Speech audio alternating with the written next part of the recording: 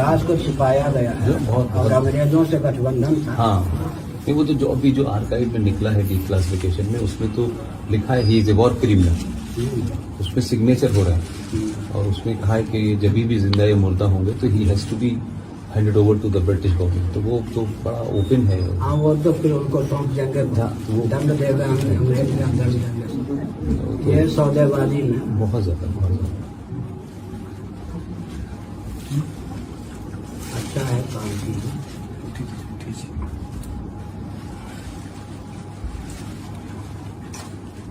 वो आजाद हिंद फौज बनाया है, जी, जी। महिला भी होती चल रही। जी जी जी जी।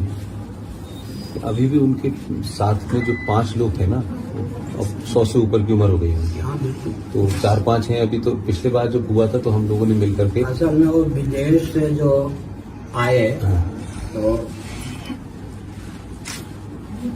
भारत में सहिष्णुता उतनी नहीं हो पाई कि उनको यहीं के नागरिक के रूप में अपना ले। सारी सामग्री उन्होंने सोचा कि भारत में स्वस्थ क्रांति नहीं हो सकती अंग्रेजों की दास्ता के कारण, इसलिए उन्होंने बाहर अपनी आजाद हिंद फौज आदि की रचना की।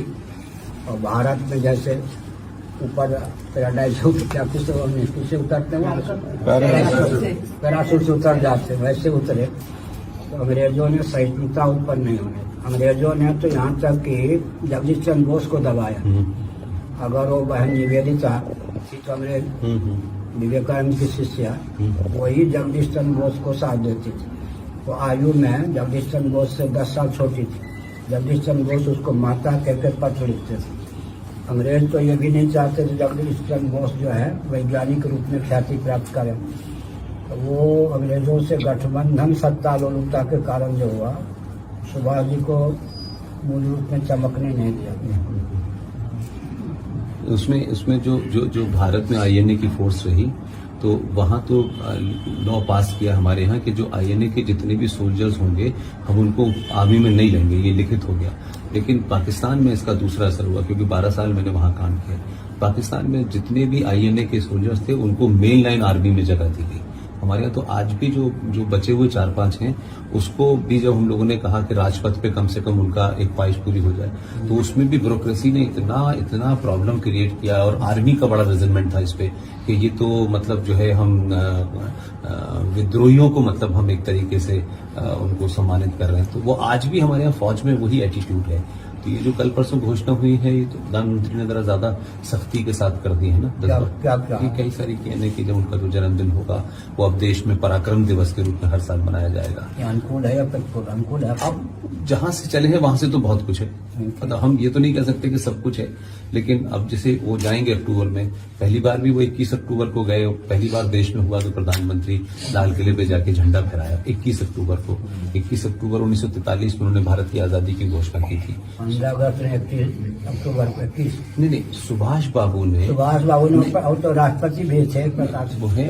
उसमें जो एक था कि कहते कि दुनिया के उन्होंने अपने मंत्रिमंडल बनाया, सब कुछ उसमें समझिए एक था कि 9 दुनिया के देशों ने, जिसमें सबसे पावरफुल देश था यूएसएसआर, मान्यता दी। लेकिन वो उसी कारण से जो उनका वो था, वो धीरे धीरे उसमें सब लोग मिले रहे लास्ट तक। तो कम से कम इस प्रधानमंत्री ने एक मिथ था बना हुआ कि सुभाष पे बात नहीं होगी। हमको एक प्रश्न का उत्तर दीजिए जी। बैठे हुए बहुत देर हो गए, ये तो बांटे भाई बांटो कि अभी भारत इंग्लैंड की दृष्टि में स्वतंत्र है या नहीं? इंग्लैंड की दास्ता स्वतंत्र भारत को कितने प्रतिशत प्राप्त है, इसका उत्तर दीजिए। इंग्लैंड के किसी डॉक्यूमेंट में, उनके संविधान में तो कहीं ये लिखा ही नहीं कि भारत को उन्होंने आजाद किया है। वही तो कह रहे हैं। ये तो आज भी हमारा संविधान भी यही कहता है। उनका भी जो प्रीएम्बल जो है इंग्लैंड का, उसमें भी यही है। हमको तो दुनिया के किसी, मैंने तो उस पर इतनी रिसर्च की है 25 साल में, किसी डॉक्यूमेंट में नहीं लिखा कि भारत को आजादी मिली है 15 अगस्त 1947 को, कहीं लिखा ही नहीं। It's a transfer of power. और ये जो आपका संविधान है उसको आप कहिए, क्या कहते हैं कि it's a photo copy of government of India act 1935, उसकी टोटल कॉपी है। टोटल कॉपी है उसकी। लेकिन फिर भी बहुत चीजों के बारे में तो जो बाद में भी हुआ है ना, मतलब मैं कहता हूँ चलिए जैसा भी था, लेकिन उसके बाद तो उसमें जघन्य अपराध हुए हैं उसमें कई सारी चीजें। तो आप देखिए 1976 में उसके प्रीएम्बल में चेंज होता है, जबकि पूरी दुनिया का ये माना जाता है कि प्रीएम्बल जो है वो अक्षुण्ण होता है, उसमें नहीं चेंज हो सकता। आप संविधान में चीजें अमेंडमेंट लाए वो करते रहे। अब आप 76 में आपने धर्मनिरपेक्षता का शब्द लिया है। एक बात सुनिए, सर, इंदिरा गांधी के शासनकाल में विपक्ष के वॉकआउट करने पर, सदन त्याग करने पर भारतीय संविधान के मूल उद्देश्य में सेकुलरिज्म में सोशलिज्म डाला गया है। जी जी जी, मूल उद्देश्य में मैं प्रीएम्बल वही मैंने कहा, वो प्रीएम्बल मूल धारा में नहीं वो प्रीएम्बल वो जो पहला है ना इक्वलिटी, वो सिर्फ प्रीएम्बल, उस प्रीएम्बल में डाला है। मैंने कहा प्रीएम्बल 14 या कितने हैं वो? प्रीएम्बल में तो जस्टिस है, इक्वलिटी है, इस तरीके से कितने पॉइंट है? मेरा ख्याल है 9 पॉइंट है कुल मिला 9 या 14, देख लीजिए। उसमें दुनिया में कहीं बदलाव नहीं होता। उसमें किया ना, उसमें दोनों डाले उन्होंने। 3 शब्द जिसका एक अखंडता डाली, वो तो शिष्टाचार में सोशलिज्म और सेकुलरिज्म, ये इंदिरा गांधी ने मूल धारा में डाल दिए, संविधान में डाल दिए। तो विपक्ष के वॉकआउट करने पर लेकिन उसमें क्लासिक ये है कि जिस कांग्रेस ने 76 में ये डाला, उसी ने 1993 के अंदर नेशनल कमीशन फॉर माइनॉरिटी बनाया, उसी ने 2006 में मिनिस्ट्री माइनॉरिटी बनाई।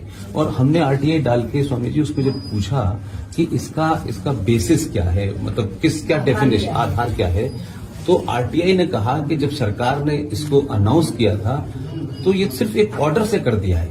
अब उसमें क्या किया है कि जो 50,000 पूरे देश में 2011 की अगर जनगणना भी ले लें, और मैं बात कर रहा हूं आपसे 93 की, 50,000 पारसी हैं देश में। पारसी 1.5% सिख है, 1% कोई आपका वो है बौद्ध था उस वक्त, और 3% ईसाई थे, और 19% मुसलमान। तो हम अभी उस पर हम कंटेस्ट कर रहे हैं, हमने उस पर कोर्ट पे भी केस डाला है। हम कह रहे हैं कि आपने यूएनओ की जो डेफिनेशन है, जो यूएनओ ने बनाई थी कि जो भी लिंग्विस्टिक माइनॉरिटी होगी, जहां जबान कम, उनमें भी टोटल पॉपुलेशन की 1.5% को हम माइनॉरिटी मानेंगे। तो ना तो हमारे यहाँ वो विधान माना जा रहा है, न कोई भारत का माना जा रहा है। और आपने जो हज कमेटी ऑफ इंडिया बना हुआ है, ये बाद में पता चला कि इसको स्टेचुरी और वो पावर मिली हुई है, यानी उसके सारे पदाधिकारी पूरे देश में जो हज कमेटी के हैं, उसको भारत सरकार से तनख्वाह मिलेगी। तो कुल मिलाकर के आपने 76 में सेकुलर किया, और फिर आपने 93 में आके उसको मुस्लिम एजुकेशन बोर्ड को बना दिया अलग से, आपने नेशनल कमीशन फॉर माइनॉरिटी अलग से बना दिया। और जो सबसे ज्यादा खतरनाक है, जिसमें मैं समझता हूं कि आप भी अगर शायद उसको कहेंगे तो आपके मुंह से ज्यादा उसका असर होगा, एक एक्ट था 1923 के अंदर, फिर 1956 में अमेंड किया गया। अभी हमारे आजाद भारत में 2 बार उसमें गड़बड़ हुई है, एक 1993 में हुई है नरसिम्हा राव के जमाने में, और एक हुई है 2013 में मनमोहन के दौरान। वो है वक्फ प्रॉपर्टी एक्ट। वो तो इतना खतरनाक है कि उसमें जो प्रावधान संसद ने दे दिए गए हैं कि अगर वक्फ प्रॉपर्टी बोर्ड के लोग इस जगह को कल आकर ये कहें कि ये वक्फ की प्रॉपर्टी है, तो वो आदेश देंगे, and that order has to be obey by the district magistrate, and district magistrate has to comply जिसके उसको खाली कराए कि ये वक्फ बोर्ड की प्रॉपर्टी है। आपको फिर अधिकार ये है एज ए मालिक होते हुए कि आप फिर वक्फ बोर्ड की प्रॉपर्टी का जो कोर्ट है उसमें जाके अपील करें और फिर हाई कोर्ट में जाए। तो इतना भयानक है कि जो टोटल आज के डेट में भारत की धरती है, उसकी सबसे बड़ी लैंड एरिया जो है वो रेलवे के पास है, नंबर 2 डिफेंस के पास है, नंबर 3 वक्फ बोर्ड के पास है। मतलब उसमें ऐसे, मतलब सेक्शन 40 तो इतना खतरनाक है कि चुपचाप से कर दिया है, पता ही नहीं चला किसी को। मतलब मनमोहन ने तो जो 1995 का था उसको और मजबूत बनाया, यानी संसद ने अधिकार दे दिया उसको, बिल्कुल एकदम खुली छूट है। तो ऐसा है कि 35वीं धारा क्या कहती थी संविधान? जैन बौद्ध सिख हिंदू परिभाषित किए गए थे। 25वीं धारा में जैन बौद्ध सिख हिंदू परिभाषित किए गए थे। धीरे धीरे इन्होंने अपने आप को अल्पसंख्यक घोषित कर दिया योग में आकर। अगर पहले यही कदम हो, जैन बौद्ध सिखों को एक बट का पेड़ है बरगद का, एक डाल काट दें डाली, तो डाली तो सूखनी ही है, डाल तो सूखनी है, वृक्ष कुंड होना है। हमसे पृथक होकर के उनको तो क्रिश्चियन कम मुसलमान कुछ बन नहीं है, अपने स्थान पे टिक नहीं सकेंगे सिख इत्यादि, हम भी दुर्बल हो जाएंगे। अगर जैन बौद्ध सिख के जो संचालक हैं, नियामक हैं, विवेकी भी हैं, उनसे संपर्क करके उस धारा में संशोधन जो है वो हमारे लिए, आपके लिए विप्लव है। कल्पना कीजिए जैन बौद्ध सिख भी भारतीय संविधान की 25वीं धारा जो मौलिक है इसके अनुसार हिंदू हो जाते हैं तो जनसंख्या की दृष्टि से विश्व में दूसरे स्थान पर होंगे हिंदू, या तीसरे स्थान पर, या पहले स्थान पर, दूसरे स्थान पर आ गए। इसके लिए कुछ कदम। और रह गई बात हमारी, तो मेरे सामने 60 वर्ष हो गए भावावेश में। 1960 में ही हुआ था सर बाबा, 1960 में 60 वर्ष हो गए। मेरे सामने गोरक्षा का अभियान चला, मेरी आंखों के सामने गोली चली 66 7 नवंबर 1966। जी जी जी जी और 100 व्यक्ति मारे गए, जी जी 1400 कितने मेरी आंखों के सामने। अच्छा, गंगा का अभियान भी मेरे सामने चला है। गंगोत्री से लेकर गंगा सागर तक जो भी अभियान चला है मेरे सब परिचित, वो दिशाहीन। गंगा को मनमोहन सिंह ने क्या किया, राष्ट्रीय नदी घोषित कर दी, सिंधु प्रसाद आदि के मुंह बंद कर दिए। और गंगा जब विकृत होती गई तो मुंह सबका बंद कर दिया मनमोहन सिंह ने। और मेरे सामने राम जन्मभूमि की योजना भी चली, कम से कम 66 से लेकर अब तक गंगा का अभियान, श्री राम जन्मभूमि का अभियान, गोरक्षा का अभियान, तीनों में दिशाहीनता की पराकाष्ठा हो गई। अब मूल चीज है कि एक एक समस्या को लेकर अगर युद्ध करेंगे तो हमारे पास सैनिक कम और मोर्चे अधिक होंगे। मूल समस्या क्या है? व्यासपीठ हम लोग जहाँ हैं उनमें दिशाहीनता, व्यासपीठ में दिशाहीनता और शासन तंत्र में दिशाहीनता। मैं स्वस्थ क्रांति के लिए 2 मिनट बोल रहा हूँ। 2 व्यक्ति ही स्वस्थ क्रांति लाने के लिए पर्याप्त होते हैं, बाकी तो सब जुड़ जाते हैं। हिरण्यकशिपु जैसा अत्याचार तो आज नहीं है, इतना तो मानना पड़ेगा। अपने बेटे को भी नहीं छोड़ा तो दूसरे को क्या। लेकिन वहाँ देवर्षि नारद क्रांति के स्रोत थे या नहीं, उसी के बेटे को आगे कर दिया। अपनी माँ के घर में जब था प्रहलाद, उसको उपदेश दे करके आत्म बम बना दिया था घर में ही। देवर्षि नारद ने स्वस्थ क्रांति को उद्भाषित की, एक उचित शासक प्रहलाद को बना के तैयार कर दिया। हो गया ना, 2 व्यक्ति से क्रांति आ गई। उसके बाद भागवत पढ़िए, भृगु जी, उन्हें राजा बेन को निरस्त कर दिया ओंकार के द्वारा। उसका जन्म जो हुआ था पुत्रेष्टि वैष्णव तेज बेन के शरीर में था।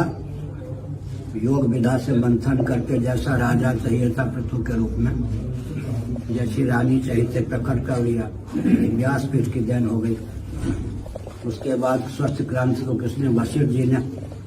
रावण जैसा दुर्दांत था, लेकिन वो भगवान राम को प्रकट करने की विधा अपनाई, राम जी को आगे कर दिया। वशिष्ठ जी और राम जी हो गए, एक ब्राह्मण एक क्षत्रिय को ने संकेत किया। उसके बाद व्यास जी आए, कंस था, दुर्योधन था, उधर भगवान श्री कृष्ण को प्रकट किया और इधर युधिष्ठिर जी को आगे कर दिया, 5 पांडवों को। इसके बाद भगवान शंकराचार्य सुधन्वा, बौद्ध सम्राट सुधन्वा को सनातन सम्राट बना करके बस शासन जैसा चाहिए था बना दिया। उसके बाद थोड़ा विचार करें तो नवरत्न और विक्रमादित्य, फिर चाणक्य और चंद्रगुप्त, फिर समर्थ रामदास और शिवाजी।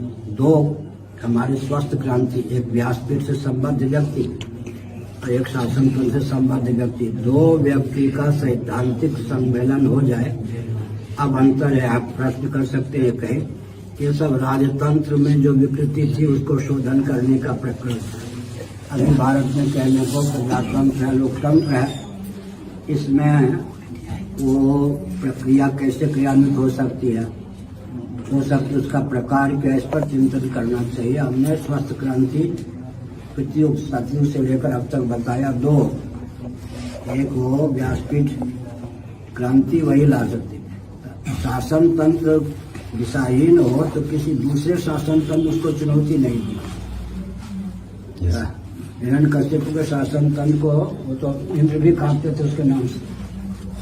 हिरण्यकश्यप के शासन को चुनौती दी तो नारद जी ने, जैन के शासन तंत्र को चुनौती दी तो भृगु जी ने, ऐसे रावण के शासन तंत्र को चुनौती दी तो वशिष्ठ जी ने, कंस दुर्योधन के शासन तंत्र को चुनौती दी तो वेदव्यास जी ने, और बौद्धों के शासन तंत्र को चुनौती दी तो शंकराचार्य जी ने।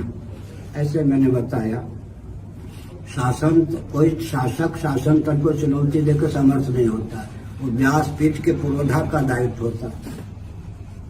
तो हम अपने दायित्व को समझते हैं, भगवान से प्रार्थना करते हैं, और हम आप जैसे व्यक्ति